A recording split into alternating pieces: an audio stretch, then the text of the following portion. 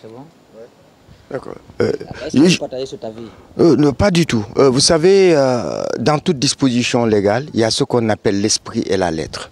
La lettre dit ceci. L'esprit, c'est que lorsqu'on discute avec les Guinéens aujourd'hui, ils ne comprennent pas cet immobilisme. Et je pense que la Guinée n'a pas vraiment la possibilité de s'offrir le luxe d'un tel immobilisme. Je crois que l'exemple ivoirien est patent dans ce cas. J'eus préféré voir le président en amont avoir sa structure gouvernementale en tête, essayer de mettre des noms dans des cases. Sitôt la proclamation des résultats définitifs, ce qui est constitutionnel, aussitôt on met la machine en branle. Je crois que si c'est Fodé Mohamed Souma qui lui demandait de quitter son Kibangui pour moi, il aurait pu dire j'attends la date indiquée, mais puisqu'il se succède à lui-même, je crois qu'on pouvait vraiment trouver cet arrangement, si j'ose dire, pour que le président aille vite. Nous avons du travail et j'imagine que l'ampleur de la tâche fait que nous ne pouvons pas nous offrir le luxe d'un immobilisme de plusieurs mois. Entre la date de l'élection et la constitution du gouvernement, la période de grâce, les premiers résultats, non, je pense sincèrement que le président aurait tout à gagner, à vraiment profiter de la dynamique de la victoire pour installer son gouvernement, aller vers les élections municipales, communautaires et surtout pour pouvoir obtenir une majorité confortable pour mener l'action gouvernementale, pour mener l'action, le programme pour lequel les Guinéens l'ont élu, ben qu'ils puissent vraiment obtenir la majorité absolue à l'Assemblée. Regardez, la séance est ouverte, où sont les députés ? Je crois que lorsqu'on est député du peuple, on se doit de respecter son mandat et d'être à la disposition de ses administrés et aussi du calendrier de l'Assemblée. Donc j'imagine, en tout cas, s'il faisait ça, il aurait aujourd'hui beaucoup de personnes à ses côtés pour administrer les quartiers, administrer les communes et aussi obtenir une majorité confortable à l'Assemblée qui lui permettrait de vraiment dérouler le programme pour lequel les Guinéens l'ont élu. Donc, perdre 4, 5, 6 mois entre les premiers résultats et l'élection, je pense que c'est une erreur. Hein, il faut qu'on apprenne à écouter le peuple. On gouverne pour le peuple. Les Guinéens veulent qu'on se mette au travail. Eh bien, les constitutionnalistes comprendront facilement que quelqu'un qui se succède à lui-même peut raccourcir les délais.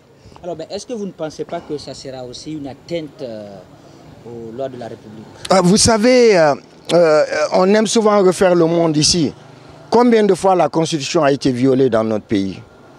Et moi, aujourd'hui, mon problème, c'est que nous allions vers la constitution de groupes d'experts, de sociologues, de jeunes, de Guinéens qui pourraient amender cette constitution. Pour moi, une constitution est faite pour être amendée par voie référendaire. Et donc, dans le programme que nous voulons proposer au président, c'est vraiment pourquoi ne pas dès maintenant mettre en place cette équipe qui va travailler pour amender la Constitution, réadapter la Constitution à nos besoins, à nos réalités, afin que, par exemple, au moment des législatives anticipées, qu'on demande aux Guinéens de voter pour la Constitution référendaire. Moi, je pense qu'il faut qu'on aille vite. Je pense aussi que c'est le moment de faire un peu de politique. On sort d'une élection, faisons un peu de politique pour qu'au sortir vraiment du premier semestre 2016, eh bien, qu'on ait 4 années de travail devant nous. Que le président de la République puisse vraiment travailler afin de pouvoir répondre à l'attente des Guinéens. Et je proposerai aussi à l'intérieur de ce quinquennat qu'on puisse faire un plan triennal. Un plan triennal qui partirait de fin 2016 à 2018 ou 2017 à 2019 pour que le président ait la dernière année pour pouvoir ajuster, réajuster. Je pense sincèrement que la tâche est tellement immense que nous ne pouvons plus nous offrir le luxe aussi bien d'un immobilisme que d'une perte de temps. Le président, le temps lui est compté. Pour entrer dans l'histoire, pour parachever ce qu'il a commencé, eh bien, il ne sert à rien d'écouter ceux qui veulent encore rester sur leur Kibangui, dans leurs privilèges, etc. Je crois que le président de la République, aujourd'hui, il a la confiance des Guinéens, eh bien, qu'il fasse le travail que les Guinéens attendent. On gouverne pour le peuple exige des résultats, le peuple exige un travail dans l'immédiat, eh bien, le président n'a qu'à l'écouter, les constitutionnalistes attendront. Voilà, alors à présent, dites-nous quelles sont les conséquences de cette période de trêve, notamment sur le fonctionnement même de l'État, sur le fonctionnement de l'administration publique. Mais vous avez utilisé le mot fonctionnement, rien ne fonctionne. Tant que le président n'aura pas mis la machine en route, rien ne fonctionnera. Comment pouvez-vous comprendre qu'on demande à des ministres, à des équipes, d'administrer les affaires courantes pendant des mois? Non, c'est le temps d'une passation de service, c'est le temps d'une élection ou bien d'une nomination. Mais on ne peut pas aujourd'hui dire que le pays fonctionne, que les institutions fonctionnent, que les ministres travaillent, sachant qu'il y a une recomposition à l'horizon. Je crois que cet immobilisme est très très dangereux pour notre économie, pour le travail que le président a à faire. Aujourd'hui, personne ne travaille. Il ne faut pas se mentir. Il n'y a plus de conseil des ministres, il n'y a plus personne qui travaille. Chacun se dit, est-ce que je vais rester, est-ce que je vais partir?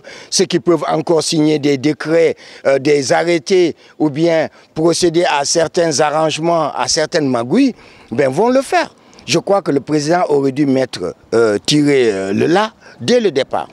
Je change et ensuite je réaménage, j'adapte. Mais on ne peut pas dire à des gens qui savent qu'ils partiront dans leur majorité dans quelques mois d'être efficaces, d'être loyal. Ce n'est pas possible. Donc moi je pense que cet immobilisme revêt beaucoup de caractères dangereux que le président se doit d'anticiper dès son retour de la France, et afin que vraiment on aille en avant. Eh bien, aujourd'hui, c'est le peuple, on gouverne pour le peuple, c'est le peuple qui exige que le président se mette au travail. Pourquoi attendre 3 mois? À quoi ça sert? Le président, j'imagine, quand il dit que je vais consulter, j'imagine qu'il a déjà sa structure gouvernementale en tête. J'imagine qu'il sait déjà à qui il va faire appel. Parce qu'on n'en est plus au gouvernement de récompense, on n'en est plus au problème de fief, de poids électoral. Non, aujourd'hui, il a décidé de mettre les Guinéens ensemble, de leur permettre de travailler ensemble et de choisir les meilleurs d'entre eux.